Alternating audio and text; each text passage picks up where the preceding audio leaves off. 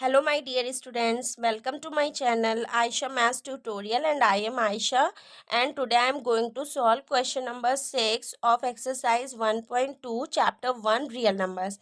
And let's see how to do question number 6. And the question number 6 is explain why 7 multiply 11 multiply 13 plus 13.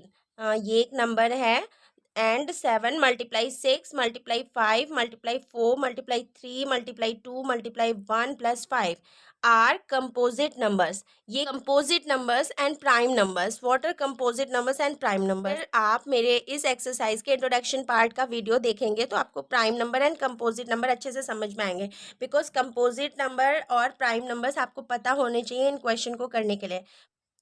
Prime numbers वो numbers होते हैं जो जिनके factor only 2 factors होते हैं. और वो 2 फैक्टर्स कौन कौन से होते हैं? सपोज 7 है, 1 है, तो उनका 7 है, 3 है, 5 है, उनका फैक्टर एक नंबर वो खुद होना चाहिए और दूसरा फैक्टर 1 होना चाहिए. मीन्स टू से एक 1 होना चाहिए और वो इटसेल्फ, वो नंबर इटसेल्फ होना चाहिए. सपोज 7 है ना, और हम कंसिडर कर लें 3, 5, 3, 5, 2. जैसे टू का प्राइम फैक्टर एक 2 है, एक 1 है. इसी तरह 3 को देख लेते हैं तो 3 का 3 है और 1 है. 13 ले लीजिए, है ना, 13 का भी फैक्टर 13 बन जा 13. मीन्स टू से प्राइम नंबर्स वो नंबर्स होते हैं जिनके फैक्टर वो नंबर इटसेल्फ होना चाहिए और अदर फैक्टर 1 होना चाहिए. और कंपोजिट नंबर्स वो नंबर्स होते हैं जिनके मोर देन 2 फैक्टर होते हैं. Composite numbers more than 2 factors, more than 2 factors. Prime numbers में वो नंबर सेल्फ होना चाहिए, इट सेल्फ, एंड 1 होना चाहिए. कंपोजिट में मोर देन 2. सपोज हम 4 लेते हैं तो 4 का फैक्टर किया, 4 लेते हैं तो 2 से फैक्टर किया, 2 2 जा 4, 2 1 जा 2. तो 4 को हम लिख सकते हैं 2 मल्टीप्लाई 2 मल्टीप्लाई 1. 1 नहीं भी लिखेंगे तो देखिए ये दो अलग अलग नंबर हैं और प्राइम नंबर्स का ये होल्ड कर रहा है कि प्राइम नंबर्स में एक नंबर वो खुद होना चाहिए और 1 होना चाहिए. तो आप इससे कंफ्यूज मत होइएगा कि अगर दो फैक्टर हैं, दो अलग अलग फैक्टर भी हैं तो वो कंपोजिट नंबर होंगे. प्राइम नंबर्स में सिर्फ और सिर्फ वो नंबर इटसेल्फ एंड 1 ये हो. Let's start. तो वी हैव, हमें गिवन है क्वेश्चन में जो नंबर्स हमें गिवन है वो हम नोट डाउन कर लेते हैं. We have 7 multiply 11 multiply 13 plus 13. ये नंबर्स हमें गिवन है एंड मैं इधर ही बता दे रही हूँ, आप प्रॉपर इधर लाइन से आप कर सकते हो, आगे आप कर सकते हो. और and 7 multiply 6 multiply 5 multiply 4 multiply 3 multiply 2 multiply 1 plus 5 ये नंबर्स आपके पास हैं. ये तो मैंने प्राइम और कंपोजिट बताया, तो ये आप यहाँ पे लिख सकते हो एंड. ये नंबर्स हमें गिवन है और हमें एक्सप्लेन करना है, तो हम इसे सॉल्व करते हैं. तो अब हम इसे सॉल्व कैसे करते हैं? अगर हम इन तीनों नंबर्स का मल्टीप्लाई कर दें और 13 ऐड कर दें, फिर वो जो नंबर आ जाएगा उसका हम फैक्टर करके शो कर लें तो कंपोजिट नंबर है. जैसे 11 से मैं 7 को मल्टीप्लाई कर दूँ तो 77, और 17 को मैं 30 से मल्टीप्लाई कर दूँ तो जो नंबर आएगा उसमें 13 ऐड कर दूँ, फिर उस नंबर का मैं फैक्टर कर लूँ, है ना. तो ये प्रोसीजर बहुत लॉन्ग होगा. जैसे ये नंबर है 7 में 6 का मल्टीप्लाई, देन 5 का, देन 4 का, देन 3, देन 2, देन 1, एंड जो नंबर्स हमें गेट होता है उसमें हम 5 ऐड कर लें और देन जो टोटल नंबर आएगा उसको हम फैक्टर कर दें. और फैक्टर उसके ऑब्वियस सी बात है, जब इतने सारे नंबर है तो फैक्टर मोर देन 2 फैक्टर्स ही होंगे और फिर हम उसे शो कर सकते हैं कि कंपोजिट नंबर है. बट ये प्रोसीजर थोड़ा सा लॉन्ग होगा और हम इसे स्टैंडर्ड मेथड से करेंगे. तो हम देखें यहाँ पे 13 है, अगर यहाँ पे 11 होता तो हम 11 कॉमन ले लेते. अब ये प्लस का साइन है तो हम 13 यहाँ से कॉमन ले लेते. हमारे पास क्या गेट हुआ? 7 मल्टीप्लाई 11, और ये 13 बाहर गया तो प्लस ये तो बाहर चला गया, एंड 13 ये बाहर है तो ये कॉमन हो गया तो इसे 1 कर देंगे. तो अब हो गया 13, 11 7 जा 77 एंड प्लस 1, एंड ये हुआ 13 एंड ये 78. तो हम इसे ऐसे राइट कर सकते हैं कि 13 मल्टीप्लाई 78, और मल्टीप्लाई 1 भी कर दें तो उसमें कोई इफेक्ट नहीं होगा.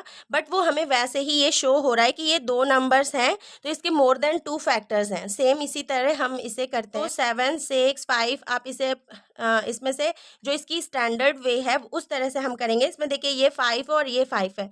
अगर हम 5 कॉमन ले लेते हैं तो हमारे पास बचता है 7 6 42, मतलब पहले लिख लेते हैं 7 6 multiply 4 multiply 3 multiply 2 multiply 1 plus 1 ये। तो अब अगेन 5s, देन ये 7 6 42 मल्टीप्लाई 4 3 12 2 24 एंड प्लस 1। मैंने इसका मल्टीप्लाई किया है 7 6 42 4 3 12 12 2 24 और प्लस 1 ये है। तो देन आफ्टर 5 को ऐसे ही इसका मैं मल्टीप्लाई कर लूँ रफ में, तो 42 मल्टीप्लाई 24 4 2 8 4 4 16 2 2 4 2 4 8 आया 8 6 4 10 कैरी 1 8 1 9 1 10 कैरी 1। तो इसका आंसर 1008 प्लस 1। देन आफ्टर 5, तो ये हो गया 1009। इसमें 8 में 1 ऐड कर दिया 9, तो हम इसे लिख सकते हैं 5 मल्टीप्लाई 1009। और 1 भी आप लिखो या ना लिखो, it's composite numbers, more than 2 factor होने चाहिए। प्राइम नंबर्स वो नंबर इटसेल्फ होना चाहिए एंड 1 होना चाहिए। तो देखिए इनमें दो नंबर्स, दोनों ही नंबर्स अलग अलग हैं, ठीक। और इनमें भी देखिए ये 5 ये 1009, मतलब मोर देन 2 फैक्टर, और 1 ये मोर देन 2 फैक्टर हो रहा है ना।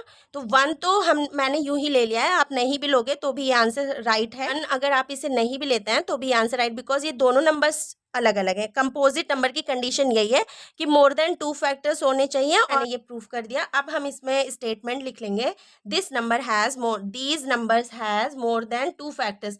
आप या इस तरह से यहाँ पे लिख सकते हो इस लाइन के लिए, या दोनों के लिए लिख सकते हो। दिस नंबर, इस नंबर को आप यहाँ पे राइट कर सकते हो, दिस नंबर हैज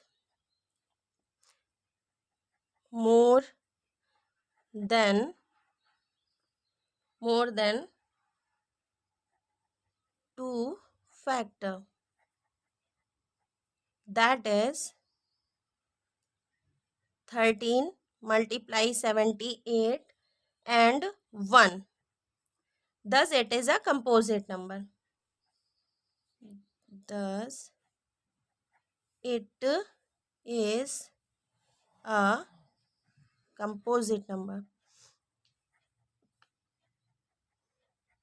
नाउ हमें दोनों नंबर्स को चेक करना था ना, हम इसको भी ऐसे ही लिखेंगे, दिस नंबर, आप यहाँ पे दिस नंबर लिख सकते हो या पूरा ये नंबर लिख सकते हो। तो this number has more than 2 factor, again वही line, more than 2 factors, that is 5 multiply 1009 multiply 1, thus it is also a composite number, thus it is also a composite numbers।